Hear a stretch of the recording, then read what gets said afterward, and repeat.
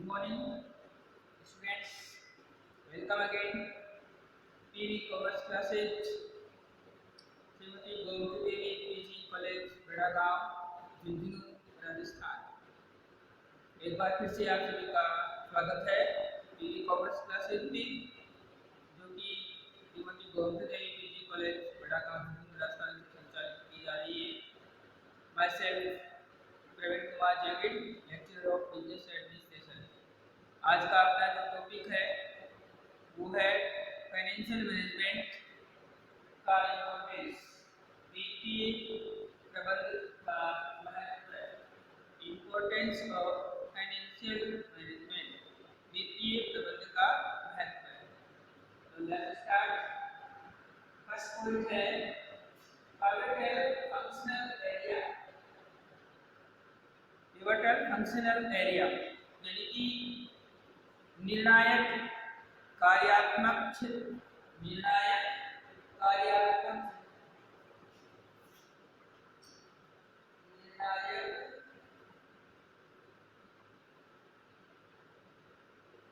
कार्यात्मक क्षेत्र। अब इसे निर्णायक कार्यात्मक क्षेत्र क्यों कहा गया है? इसको निर्णायक कार्यात्मक क्षेत्र इसलिए कहा गया है क्योंकि ये है फंक्शनल जो फाइनेंशियल मैनेजमेंट है ये जनरेट करता है क्या sufficient profit for expansion and modernisation of the firm. यानी कि ये एक पर्याप्त लाभ अर्जित करने में सहायक होता है, पर्याप्त लाभ को कमाने में आपको हेल्प करता है, जो ताकि संस्था का विकास एवं विस्तार हो सके, संस्था को आधुनिक बनाया जा सके। तो अगर पॉइंट है पिवटल फंक्शनल एरिया, निर्णायक कार्यात्मक क्षेत्र, मतलब आप कहीं पे किसी भी इंस्टीट्यूशन में किसी भी टाइप का, किसी भी लेवल का, किसी भी डिपार्टमेंट का कोई भी काम करेंगे तो बगैर फाइनेंस के वो कंप्लीट नहीं होगा। तो निर्णायक है, डिसीजन मेकिंग रोल प्ले करता है। ये क्या है? Pivotal functional area. Second point है अपना बेसिस ऑफ फर्म सक्सेस, यानी कि संस्था की सफलता का आधार। अब संस्था की सफलता का आधार किस प्रकार से है? साउंड फाइनेंशियल मैनेजमेंट जो होता है वो संस्था का जो फर्म सक्सेसफुल बेसिस होता है, मतलब उसकी फर्म की जो एग्जिस्टेंस है या उसकी ग्रोथ है उसको बढ़ाने के काम आता है। यानी अगर आपका वित्तीय जो है वो सही नहीं है तो आप संस्था को ज़्यादा दूर तक ग्रो नहीं करवा सकते, ज़्यादा हाई लेवल तक आप उसको ग्रो नहीं करवा सकते। अब जो है अगला पॉइंट आता है अपना ब्रिंग एफिशिएंसी। ब्रिंग एफिशिएंसी का मतलब है ये कार्यकुशलता लाता है। अब ये कार्यकुशलता किस प्रकार से लाता है? देखिए, फाइनेंस जो होता है वो संस्था में काम करने वाले सभी कर्मचारी हो या सदस्य हो या लेबर क्लास हो, यानी कोई भी जो इंसान किसी भी जगह काम कर रहा है बगैर पैसे के वो काम नहीं करता है आज के ज़माने में।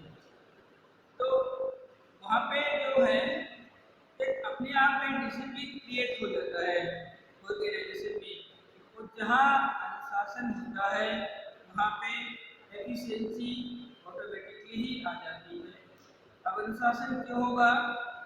क्योंकि बगैर अनुशासन के आप जिस भी इंस्टीट्यूशन में अपनी सर्विस ले रहे हैं आप परफेक्टली नहीं दे पाएंगे। तो आपको डिसिप्लिन को प्रयोग करने के एवज में आपकी एफिशिएंसी में गिरावट आ जाएगी। क्यों आ जाएगी? क्योंकि अगर आपने डिसिप्लिन तोड़ा है तो आपकी मतलब सैलरी काट लेंगे, बोनस नहीं देंगे या आपका प्रमोशन रोक लेंगे। तो एम्प्लॉय को भय बना रहता है कि भाई मैं जो है वो अनुशासन में नहीं रहा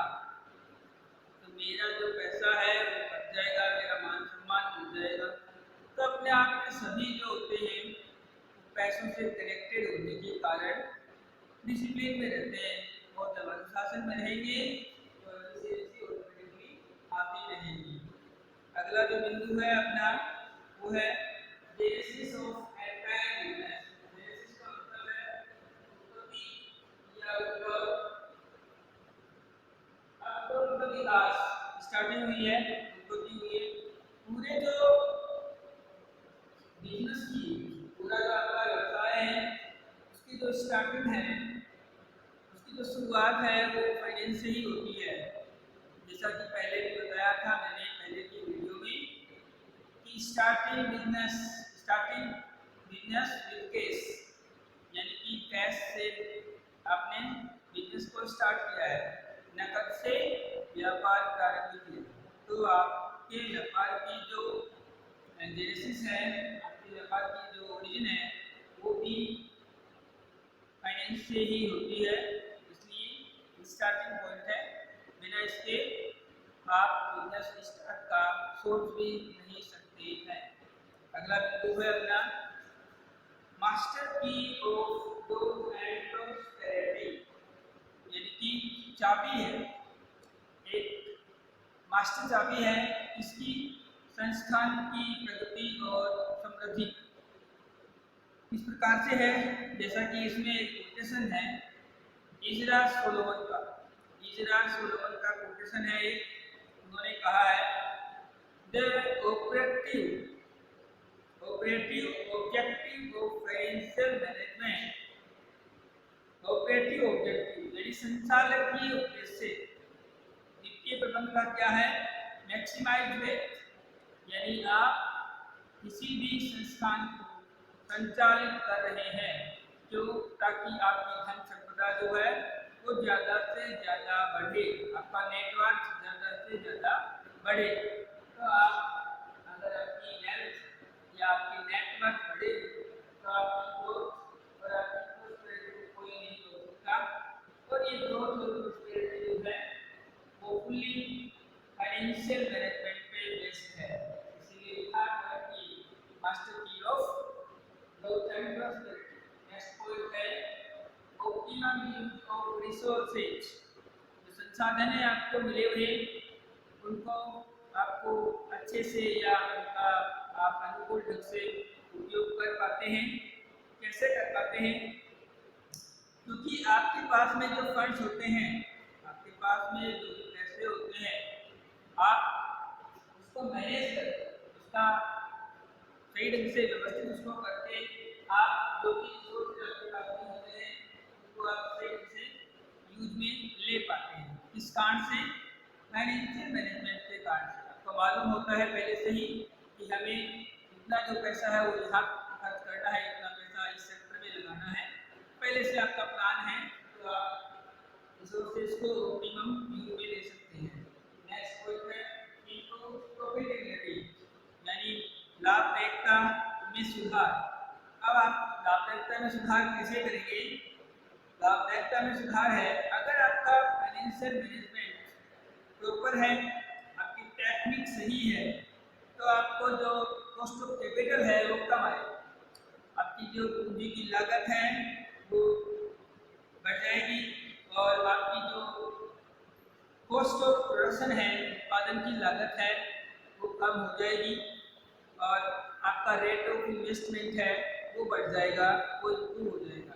दोबारा समझिए, कॉस्ट ऑफ प्रोडक्शन उत्पादन लागत कम, कॉस्ट ऑफ कैपिटल पूंजी की लागत, पूंजी आपकी बढ़ रही है, पूंजी का निर्माण हो रहा है, रेट ऑफ इन्वेस्टमेंट आपको ज़्यादा मिल रहा है, तो आपका प्रॉफिट यहाँ बढ़ जाएगा। यानी जितना आप रिस्क ले रहे हैं उससे कहीं ज़्यादा आपको रिटर्न मिल रहा है, तो आपका प्रॉफिट अपने आप ही, प्रॉफिटेबिलिटी आपकी बढ़ती हुई नजर आएगी।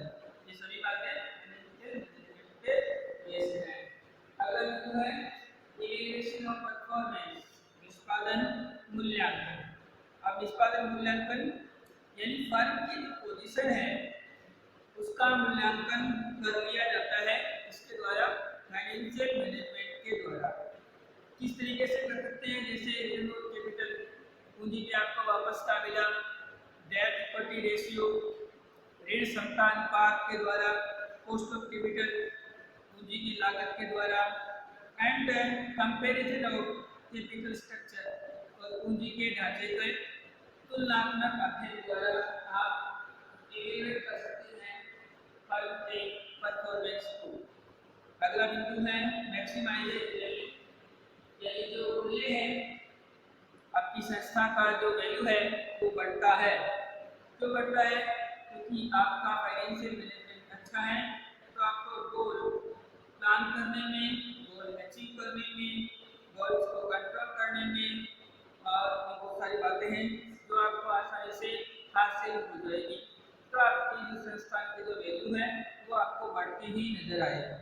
अगला बिंदु है carrying out managerial responsibilities. Carrying out managerial responsibilities यानी प्रबंधकीय जिम्मेदारियों को साथ में ले रहा है। तो कैसे ले रहा है? प्रबंधकीय जो कर्मचारी हैं, जो मैनेजर्स लोग हैं, जो प्रबंधक हैं, टॉप लेवल मैनेजमेंट या मिडिल लेवल मैनेजमेंट में जो काम करने वाले हैं, किस तरीके से अपनी रिस्पांसिबिलिटीज को ले जा रहे हैं आगे। तो they have the responsibility to invest public money into profitable use through the help of various technique of financial management, यानी अलग अलग प्रकार की वित्तीय प्रबंधन की विधियों को अपना के जो मैनेजर्स हैं वो अच्छा इन्वेस्ट करने के लिए लोगों को मोटिवेट करते हैं और अपनी जिम्मेदारियों का निर्वहन करते हैं ताकि संस्था और ज़्यादा ग्रो करे और प्रॉस्पेरिटी बढ़े। अगला बिंदु है कंट्रोल बाय ओनर्स, यानी मालिकों के द्वारा नियंत्रण। और अगर फाइनेंशियल मैनेजमेंट भी होता है वित्तीय प्रबंधन तो जो शेयर होल्डर्स होते हैं कंपनी के या इंस्टीट्यूशन के, तो शेयर होल्डर्स में भी दो प्रकार के होते हैं, इक्विटी शेयर, प्रेफरेंस शेयर। तो मोस्टली जो कंपनी के जो मालिक होते हैं वो इक्विटी शेयर होल्डर्स होते हैं। तो वो क्या करते हैं, अपनी जो उनके पास में जो धनराशि होती है जितने की उन्होंने शेयर्स ले रखे हैं, तो वो जो अपनी मनी है वो इन्वेस्ट करते हैं कहाँ पे? प्रॉफिटेबल सिक्योरिटीज में, यानी लाभदायकता मिलती हो उनको कहाँ से? प्रतिभूतियों से। प्रतिभूति मतलब है डिबेंचर्स जिनमें उनका जो पैसा है वो इन्वेस्ट किया हुआ होता है। तो कुल मिला के उनके द्वारा अपना ही पैसा इक्विटी शेयर्स में लगा के वो मालिक भी होते हैं और एक तरीके से पूरी संस्था का जो मैनेजमेंट है सही ढंग से करते हुए पूरी संस्था को एक तरीके से कंट्रोल करते हैं, अपने नियंत्रण में रहते हैं, किसी दूसरे का नियंत्रण उन पे नहीं रहता है। चाहे अपने उनसे ज़्यादा शेयर्स जो है वो कंपनी के क्यों ना क्यों रखे हों, लेकिन अगर इक्विटी शेयर होल्डर्स ज़्यादा है, 51% है, आधे से अधिक है, तो वो ही उसके मालिक कहलाते हैं। लास्ट बिंदु है अपना इसका हेल्पफुल इन नेशनल डेवलपमेंट, यानी राष्ट्रीय विकास में सहायक है। इस प्रकार से अगर आपको सही मायने में फाइनेंशियल मैनेजमेंट के जो प्रिंसिपल्स हैं, जो सिद्धांत है वित्तीय प्रबंधन के, उनकी जानकारी है, तो जो इकोनॉमिस्ट हैं और जो पॉलिसी हैं, पॉलिसी जो बनाते हैं, नीतियाँ बनाने वाले और जो अर्थशास्त्री हैं वो साउंड डिसीजन ले सकते हैं। जैसा कि इंग्लिश मीडियम के अकॉर्डिंग लिखा है, the economist and policy makers can take the sound decisions which are in the best interest of the country. मतलब एक अच्छा निर्णय ले सकते हैं वो संस्था के हित में और पूरे देश की इकोनॉमिकल डेवलपमेंट के इंटरेस्ट के लिए। तो कुल मिला के आपने 12 पॉइंट पढ़े हैं, ये आपका